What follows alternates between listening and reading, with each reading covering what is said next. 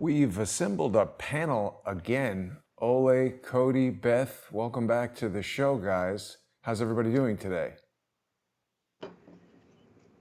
Pretty good, thanks. Good, good. Yeah, thanks for having us on again. Me anyway. Right. Cody, you're still enduring the fires there in Colorado, right? Yeah, one of them is the biggest one ever in state history, and then the Cameron Peak fire, they're calling it now, is putting out a lot of smoke in the area. My voice is, kind of messed up, but I'm sitting here with an air purifier, and I hope you can hear me okay. Wow. Yeah, we hear you well, but I mean, biggest fire in Colorado history versus air purifier. I don't know. I wish you well. That sounds really bad. Well, there's a lot of smoke and particulate debris in the air, and we're just trying to do the best we can. And I got a copy of the book that Beth was talking about last time, The Power of Myth by Joseph Campbell, and I have it right here, and I've been reading it. It's wonderful, and the archetype stuff is absolutely wonderful. Yeah. Oh, that's great. And that's what we were talking about quite a bit last week, archetypes. And for the first time, many people met Beth Martens. Beth, you've done a lot of writing about archetypes, and we had a great conversation last week. Do you want to give everybody just a brief overview of this book, The Power of Myth, the archetype conversation we were having last week, and the types of things that you deal with on your website, bethmartens.com? Yes, sure. I'm not actually specifically familiar. I haven't read that book, so I can't give you a brief overview, but I am familiar with Joseph Campbell's work, and he was the one that he probably publicized rather than discovered the hero's journey. And the hero's journey is the big archetype. It's the archetype of all archetypes within which the others fit, and it's the journey that every human being is called to on this earth. Either you accept the calling or you reject the calling, and either way, you actually are still in that archetype. You can't get away from it. It's just who you are. And we had a great conversation last week. If anybody missed that, I encourage them to go back and take a look. And then, Beth, you and I were speaking on your channel. You do a lot of amazing stuff. Ole, thank you for introducing us to Beth. We wanted to talk today about the media industrial complex, and are they programming people's thoughts, maybe taking us out of these archetypes that are perhaps more in line with our natural personalities and tendencies? Ole, you've done a ton of work on this media industrial complex. What do you think? I tell you, I interviewed a person the other day who was, she spent a big part of her life in advertising and marketing. And she told me that all marketing is based on problem, reaction, solution. And I was not aware of that at all. So that makes it really interesting. She said it's just called something else. It's sort of like find the need for the product or create a need. That's the problem. Then I think she said aggravate the situation or the interest, stir it up, and then you have the product already waiting to then be served when the need has been created. And this is exactly it. It's the old Romans, here we go again. But what we're seeing now is the exact same scenario being played out, but where the product they're offering us is the New World Order agenda, horror nightmare, whatever. So it's like, I think really, really important to become aware of these methods that are being used against us. Absolutely. Ole, are you familiar with this guy? I'm showing a picture of an individual named Elmer Davis right now. No. Elmer Davis was the head of the War Information Office during World War II, which propagandized basically everybody into whatever it is that they wanted people to believe. Elmer Davis said that it was much easier to propagandize people through entertainment than it was through news, because you can teach somebody something when they don't realize they're being taught. And there's been so much talk about how Hollywood and the mainstream news. I mean, there seem to be so many similarities between entertainment and news these days. Some of the same individuals appear there, and the news is driven by, I mean, Ole, you're telling us this advertising person told us about the agenda for advertisers. Well, what pays for the news but advertising? Mm. Yeah, and also when you look at these big companies, where do they come from? Where did the radio come from? Where did television come from? It's military industrial complex. It's the military technology that has worked in war zones, and then, well, let's do something else with it when there's so-called peace at the moment, and then they've started attacking the population instead to control and persuade us to accept more and more of their agenda. So it's the same old story, and that is why I think it's super interesting with your background in Hollywood, with Cody's background as well. And so we come from so different angles, and that's why I love bringing people like this together now with Beth as well, with the archetypes, because it just all fits together, but in an invisible network that most people are not aware of. Yeah. So this is what I want to pull the curtain away so that you can clearly see, now I see what's going on. That is the purpose. Absolutely. Beth, what do you think? Media industrial complex. Mm-hmm, exactly. So they have the playground of the human psyche at their fingertips. And the human psyche is very easily communicated with. It's very easy to suggest things to, a brief image. It can be even an image that you're not aware of having seen. That's how they've used a lot of subliminal stuff, whether it's audio or visual, symbols and numbers, inversions of symbols and numbers. They're all the makings of the programming that ends up embedded in our own psyches. Now they're playing at the level of the archetypes, that blueprint of human purpose and meaning and consciousness. And we are hardwired for both the awakening and also the deep unconscious. And so all of that is fertile ground to come along and implant the thing that is not wanted. Now, it was described to me, hard to say whether this is true or not, that we actually started to program ourselves in order to not have to think when we beat our heart or breathe our lungs or metabolize nutrients from our food, right? That a certain amount of automation had to come into play in order to just exist without it, being a 24-hour job to stay alive. And then the story was told, this is by Lester Levinson, God knows it's impossible to prove, but that we just went too far. We kept automating and automating and automating and put so many things on the back burner of the unconscious that most of us, 95% of our awareness is in the unconscious. And so it's very easy to manipulate. Right? You can't manipulate somebody who's aware that watches the news and says, "Oh, I know that technique. That's problem reaction solution. They made me feel like there was something wrong with me," and then they heroically show up with the solution. So we are fodder at this stage, and the way I consider myself an expert in decoding, number one, and then deprogramming, number two, because all of this is taking place here. It's not really out there.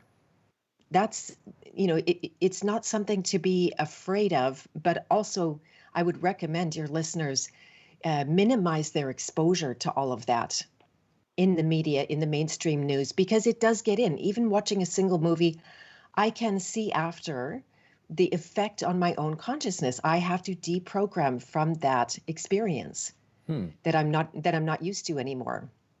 And there are specific programs also that I'd love to talk about some of them in detail because they are highly recognizable. Once you see them, then you're in a powerful place to be able to take them out. If you don't see them, you cannot do one thing about them.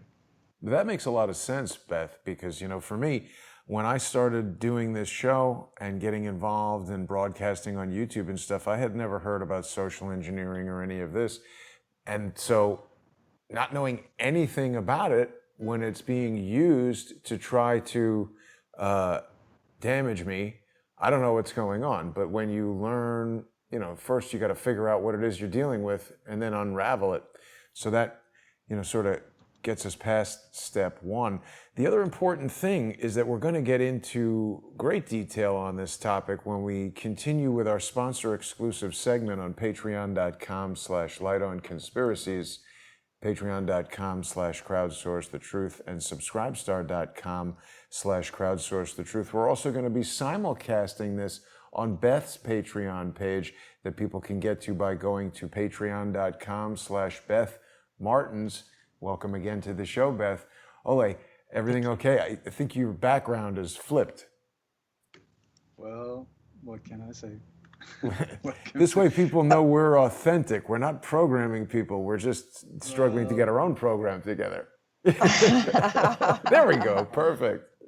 I think Skype is having a problem with their new technology here. But do you know, I heard this, I watched this video interview with a woman who had been part of a satanic cult, that she had been abused from a young age. She was sort of like, she had some psychic abilities, and that was really highly valued in this area. So she was taken in and put through all kinds of horror, and I mean, awful. But one of the things she said was the way they sort of tie you into the whole thing is that they put you in all kinds of, or put you through all kinds of traumatic events, but like, for instance, electric shocks and so. And then the person that is doing it to you, as soon as it stops, no one else is allowed to touch that person, the target sort of.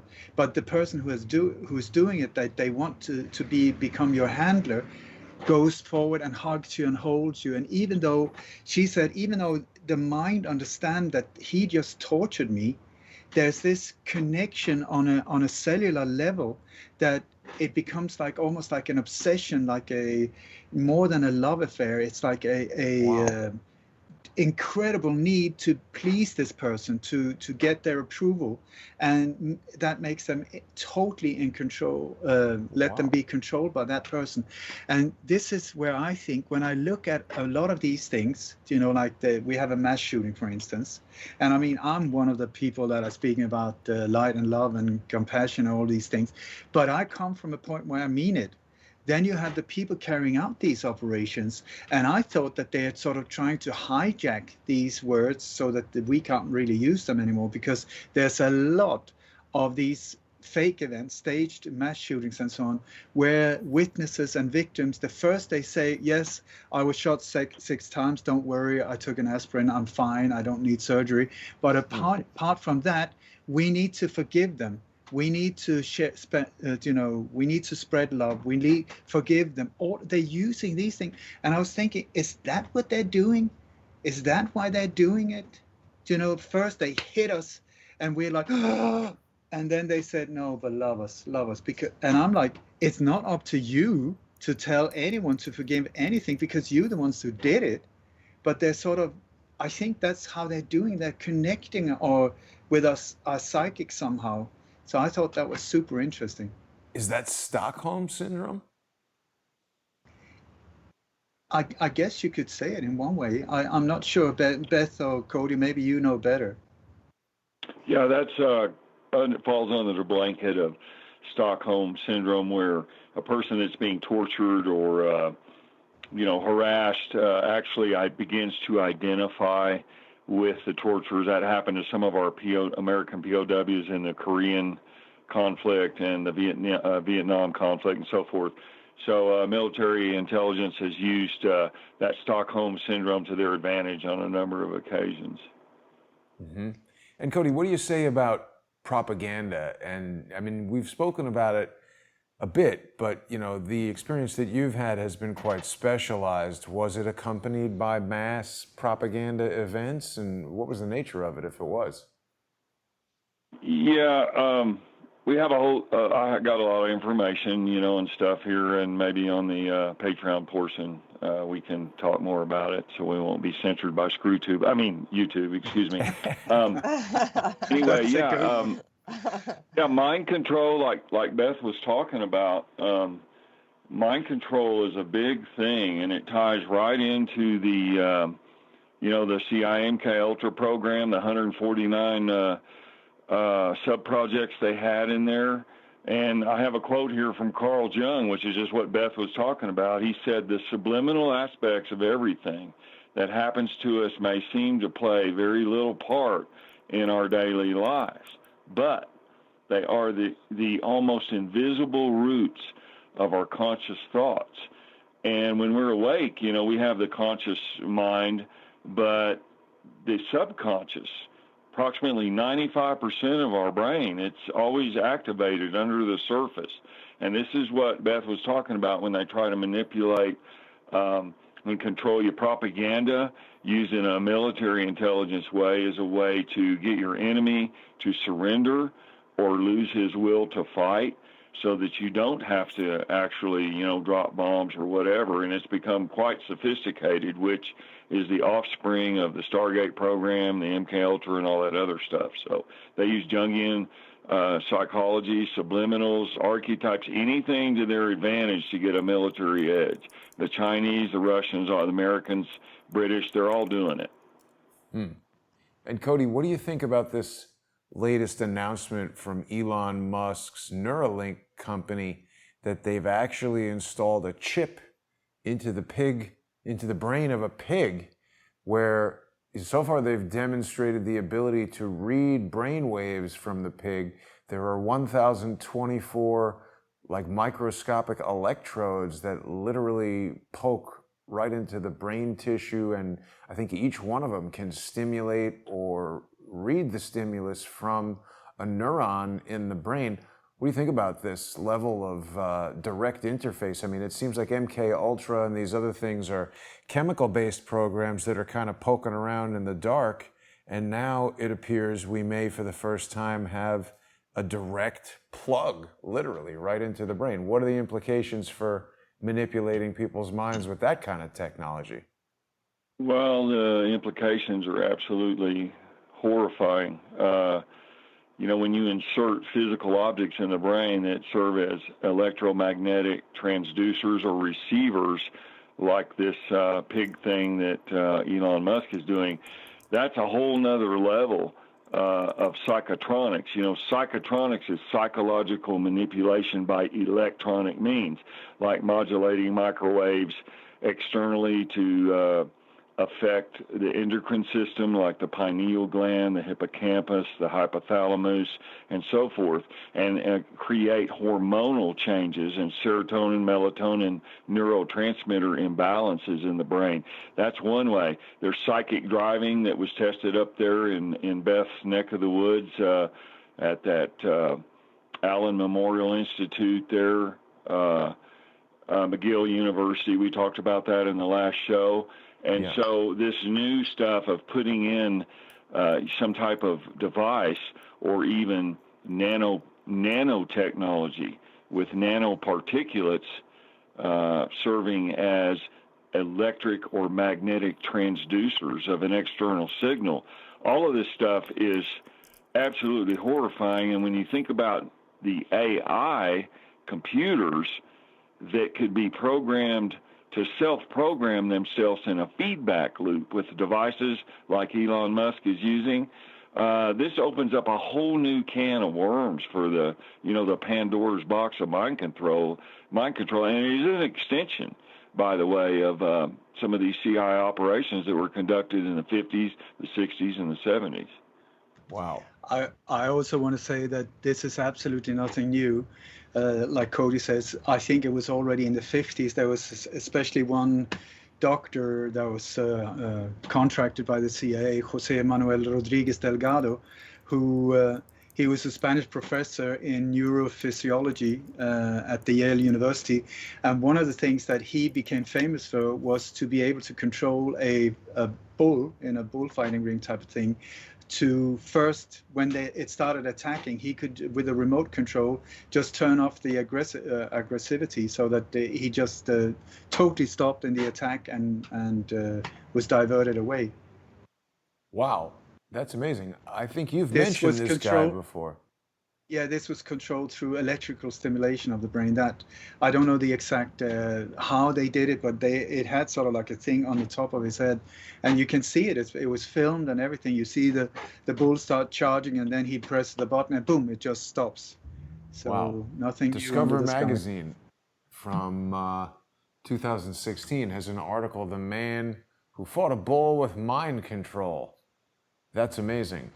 There he is. Jose M.R. Delgado steps into a Spanish bull ring as a bold demonstration of his research. Yale University. He was from Ronda, which is just a stone throw away from here. Huh. Press that, check out the video. He's got an electromagnetic mind control thing. Well, I think we should check this out on Patreon, because playing other videos on YouTube is just another excuse that they use to try to shut us down. See, and I think that one of the issues that we're running into, Ole, is that we're talking about how this media industrial complex is programming people's thoughts by presenting them with information that is intended to be true, and it causes people to believe that things that are false are actually true. This is social engineering at its finest. It's funded by these large corporations. That's the industrial complex part of it. But what we're trying to do is to break that down, and I think that might be one of the reasons why the president of television doesn't like this show. It's important for viewers who want this information to recognize we got to break this cycle of this industrial complex, and by providing direct-to-viewer sponsorship, I seriously think that's what they hate.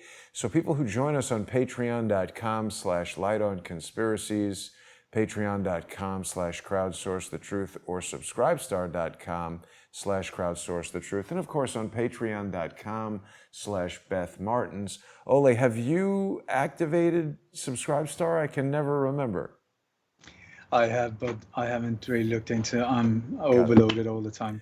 But the point is, by delivering this content directly to our viewer sponsors, eliminating this corporate sponsorship step, people have the confidence that we're not being influenced by these companies that want to subliminally insert ideas and get them to install chips in their pigs' brains or whatever it is that they might want people to do.